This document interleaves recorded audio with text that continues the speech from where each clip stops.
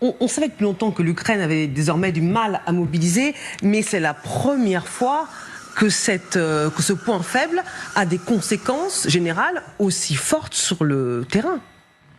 Il n'y a pas que le problème des recrues. En fait, ce qu'il faut bien prendre en compte, c'est que vous avez 1200 km de front, dont là-dedans 900 km actifs.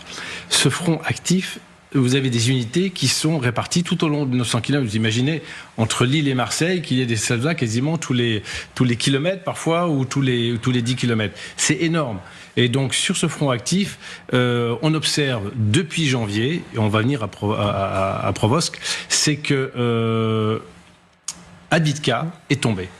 Et Avdiivka, c'était le nœud à côté de Donetsk. Et pourquoi Avdiivka est tombé ? D'abord parce que il y a eu peut-être une focalisation un peu trop importante politique.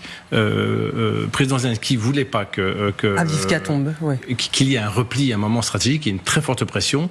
Et l'élément technique majeur, c'est l'utilisation des bombes planantes. C'est vraiment à partir de début janvier qu'il y a eu des bombardements massifs avec ces fameuses bombes planantes, et notamment dans la région d'Avdiivka. Je me souviens d'officiers qui racontaient qu'ils en prenaient 50 par jour dans une petite zone, et ça c'est énorme, parce que la charge militaire est beaucoup plus importante que celle de l'artillerie. Et donc, regardez bien, entre Donetsk et Provosk, vous avez Avdiivka, puis vous avez une autre ville dont on a parlé tout à l'heure, maintenant on a Provosk, et en fait, entre Provosk et Avdiivka, il y a 60 km. Et donc cette avancée, on pousse tant qu'il n'y a pas un frein suffisant. Alors le choix de l'état-major ukrainien, c'est quoi ? C'est que si on veut freiner cette avancée, vous voyez, on voit très très bien l'avancée. On voit les Russes par rapport à Donetsk, 10 km. Exactement.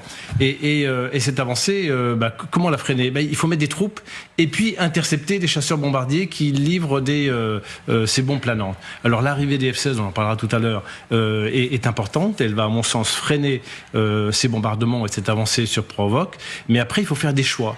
Et il y a une autre décision en dehors du repli stratégique sur Avdiivka qui a été long à prendre, c'est le recrutement des nouvelles recrues. On a abaissé un peu tardivement l'âge de recrutement, et c'est si bien que tous les chefs sur le terrain, qu'est-ce qu'ils font quand ils ont des difficultés ? Ils demandent des renforts. Et les renforts, où est-ce qu'on les prend ? Ce sont de jeunes unités. Et effectivement, ces unités qui arrivent après 2 ans et demi de guerre, elles ont vu le résultat, elles ont vu ces centaines, des dizaines de milliers de morts. Je compte plus le nombre de blessés. Évidemment, elles sont moins aguerries. Et actuellement, c'est la problématique sur le terrain. Je rappelle que Provosk, c'est une chose, mais l'enjeu majeur de la zone, c'est Kramatorsk, au-dessus, parce que là, c'est la capitale, quelque part, de ce qui reste dans... Mais on